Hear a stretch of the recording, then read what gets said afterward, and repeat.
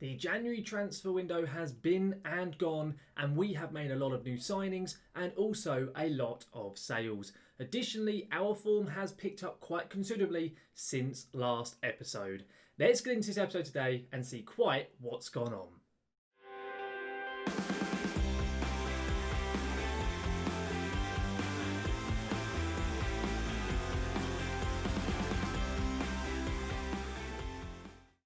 Welcome back then, guys, to the Red Devil Revival here with Kaiserslautern now for episode 7 of our series. Now, before we do get going in today's episode, I was just mentioning it's going to be a bit of a transfer special type video here. Mainly, we are going to be playing a game as well. But to say, before we do get going, if you missed the previous episode where we took part in a massively vital game with Erdingen in the league, who were in second place at the time we faced them, and also against Bayern Munich in the German Cup second round, there'll be a link right above me for that episode for you to click on so you can go back and watch quite what happened when we took on the Champions League winners, of course, in real life in Bayern Munich. Now, since last time out, as I said, we have had the January transfer window and we have been very busy. But before we do get into all of our transfers and everything like that, guys, if you do enjoy today's episode, please do chuck a like down onto the video. It massively does help the channel out. And of course, if you're looking forward to seeing any more of my content here on LS Plays FM,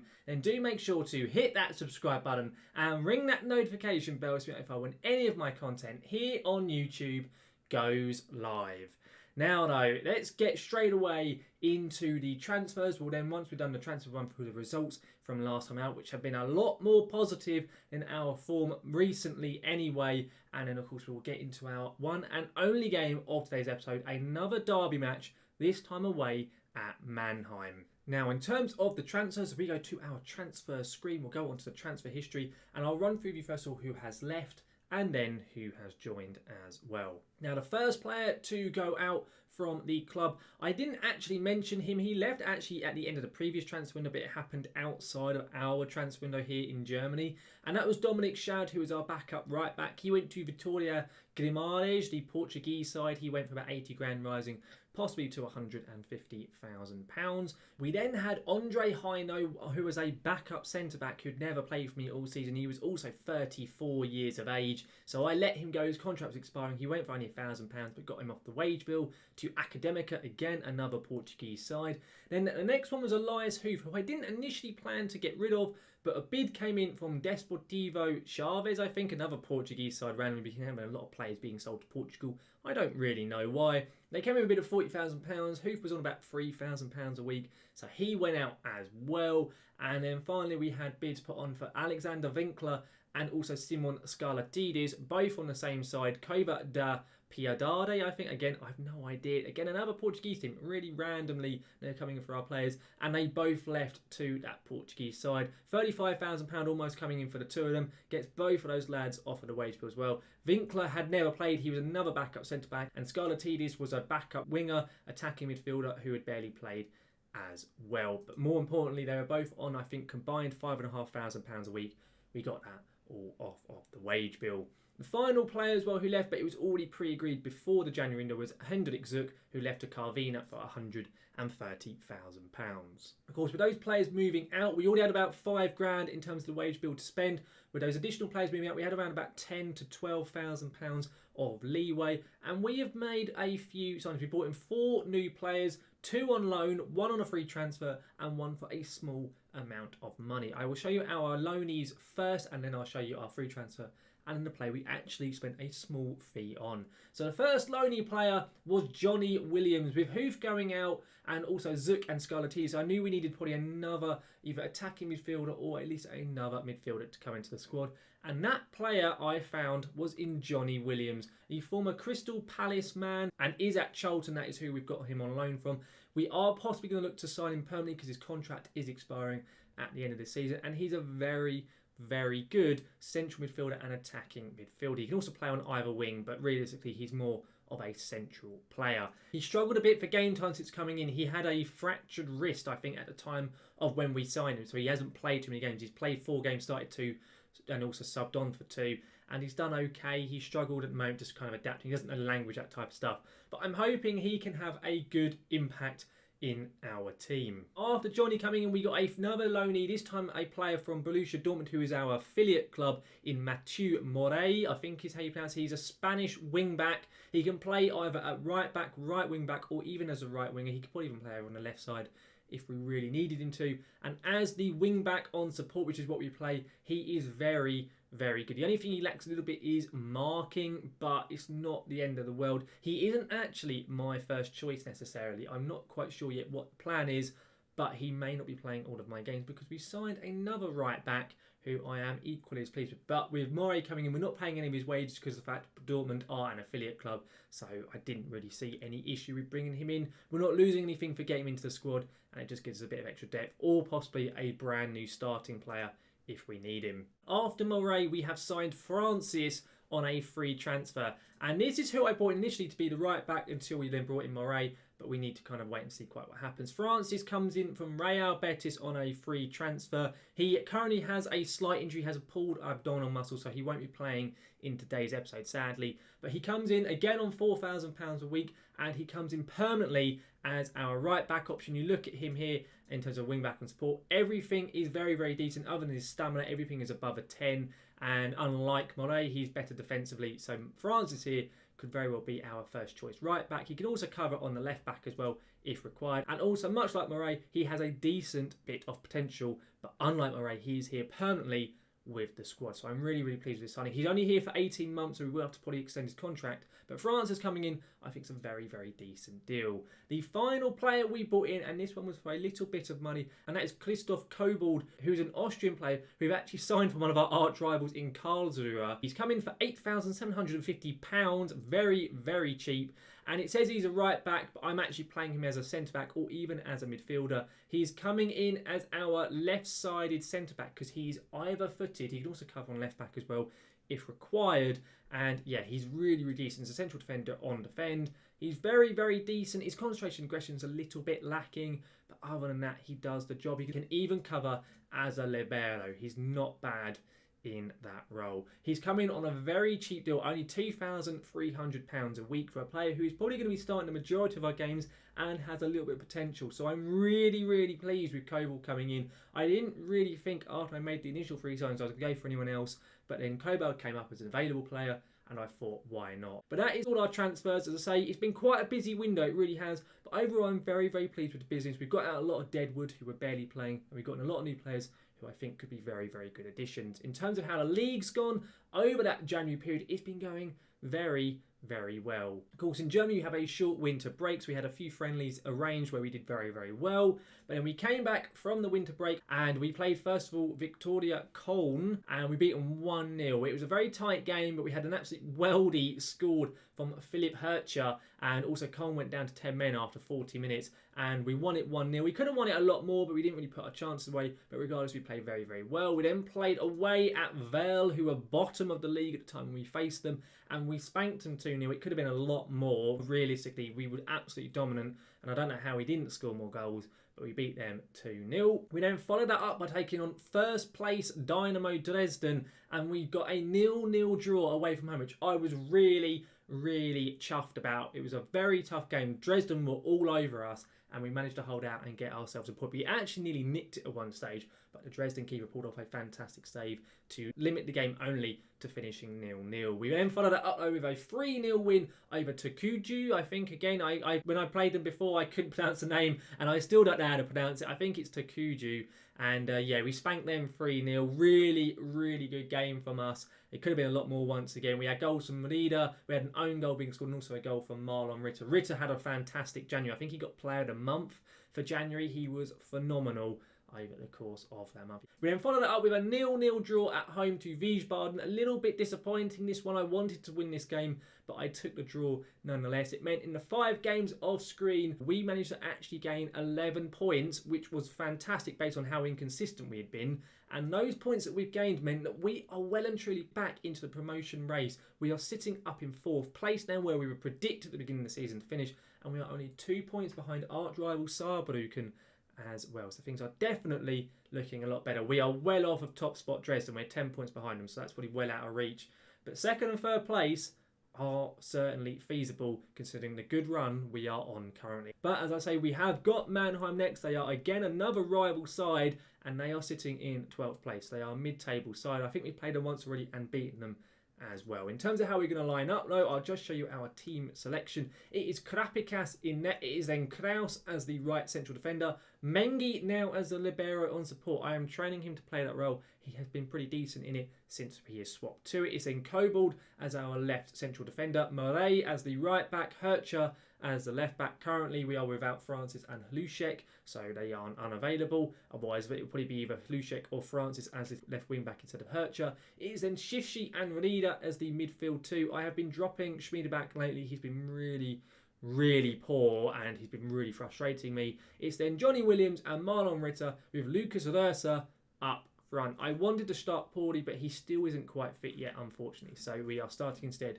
with Röser, who hasn't scored for something like 6 games. Very annoyingly. Regardless, that's how we are lining up. So we're going to get into this game and see if we can beat our rivals away. So let's submit the side and hopefully get ourselves a good performance. In terms of how Mannheim are lining up, I'll be totally honest, as per usual, I've got no idea who any of these players are for Mannheim. We have already played them, as I've already mentioned, but I can't remember any of the players from last time out. I said earlier, I'm pretty sure we did beat them when we played them at home. In terms of what I'm going to say to the boys, I'm going to go and point the finger at them and say this is a great opportunity to show all the pundits that they have been right to back you up. And for once, my goodness, everyone but Shifshi is happy about it. I'm going to say to the midfielders, I have faith in you. Unfortunately, I can't convince Shifshi to actually be motivated, but everyone else is looking surprisingly positive going into this game. Of course, it is away, and as I said in very many episodes, I will always take draws when we are away from home, when we are a team like ourselves. If we can win as many home games, draw as many away games, that should definitely put us in contentions for those top 3 spots. And currently this game has started off very quietly, which has been a very much recurring theme over the course of the January window and so on. Every game we played, we generally performed better later on, or didn't do a huge amount early on in the games anyway. And that ball there was cleared out. And Osei Quadro, who I'm pretty sure was a former Kaiserslautern player as well, if I remember rightly. I may be wrong. Hang on, Moray, great ball, Röser, and he has scored! Come on, I literally mentioned before we got into this game about the fact he hasn't scored for absolutely ages. And finally, the man has got himself another goal, his 5th of the season. Really struggled this year. But the ball goes out to Moray, our new wing-back from Borussia Dortmund. A fantastic ball, great bit of control from Röser, and a great little finish into that bottom left-hand corner. 1-0 up, 20 minutes played. Damn good stuff. Now then, we've gone on a little bit since that highlight. Nothing else to see for it so far. And of course, it's going to be our only game of the episode. Let's hope it's got a little bit more in it rather than just the 1 goal. But saying that, we've whizzed through the half-time. I mean, you look at the stats, we've been very decent. We really have. Mannheim haven't had a single effort whatsoever. We've had 5 shots total, 3 on target, 0.68 XG, and of course, more importantly though, we have got that vital goal. Now, I'm going to say to the boys, I'm going to put my hands in pockets. We've got to guard against complacency. We really do, because of course, in our past 3 episodes, we haven't won any game on screen. So we can really do with the boys not getting complacent. Ritter's ball in there. It's gone over Röser's head, sadly. Come on, Lucas. Let's recover the ball here. He has done. Oh, I thought I was going to get all the way to Ritter at the far post, but it has been headed clear. Martinovic here now, the Mannheim player trying to break, but Moray is having a very good on-screen debut, that's for sure. A very good first assist, a very good tackle just then. Very nice to see. This may well be his first start for me as well. I don't think he started the previous game. He may have been on as a sub. I can't remember off the top of my head. Hang on, Hercher though, our current left-back, decent ball. Röser's got to be offside. It's been disallowed. I was going to say, it looked miles offside. A really nice headed finish though from Röser. Definitely a lot more positive than his previous few games. But yeah, it wasn't even close whatsoever there. He was miles offside. I don't really know, number one, what Röser was doing in terms of timing his run and why Herch even bothered to play the ball. He must be able to spot that he was so far offside. But, oh well, not in the world. Right, come on, let's go and get ourselves a second. We can really do with getting a second goal, because we know what happens if we are leading with a 1-goal lead, or if we're level late on in games when we're on episode. We always concede late goals. I think every game but that buying game, in the last 3 or 4 matches we have played, we've conceded the goal in the last 3 or 4 minutes of a match, of which many of them have been on the 90th minute. as well. So please, boys, let's go and get ourselves like a 2-goal cushion and not do it once again. Johnny Williams here, over to Moray. 2 of the new players in the squad. Nice little 1-2 there. Moray on the overlap. Come on. Moray puts it across. Rursa, what a block by, is it Ver? I didn't really see Verbat or something. A fantastic, I think, diving header to block it on the line. Crazy, crazy block. Moray again. Does Williams and Moray just going here? We'll just keep it between ourselves here. Hang on. Rursa. I thought he was going to get another chance then. Moray's pushed it in again. This time doesn't reach anyone on our side. I was about to say it's a long highlight, and then it proceeded to go and finish up. One thing I'm just going to mention, guys, by the way, is, of course, it's going to be Christmas coming very, very shortly. This video will be out on Wednesday. It will be the 23rd of December. There will not be any other videos this week. There will be a gap now until Monday, and that is when our next video will be going live. So there will not be any video on Christmas Day, anything like that. So you'll have to wait until Monday for the next episode of the Red Devil Revival series. But hopefully you will have a good Christmas. And of course, if you're watching this later on down the line, it's like summer 2021. Hopefully everything's a bit more back to normal by that point. But regardless, hopefully everyone does have a good Christmas if you're able to, and everything on those lines. Because of course there's been a few interesting developments across the UK. But hang on, Rursa! And is it count? This time it is. Thankfully, we can forget all of those interesting developments and instead celebrate that lovely little goal there from Rursa and Hertz's assist. Very, very good stuff. I'm going to make some changes now after that goal's going. I'm going to take off Reeder for Schmieder back because Reeder's booked. I don't want him getting sent off.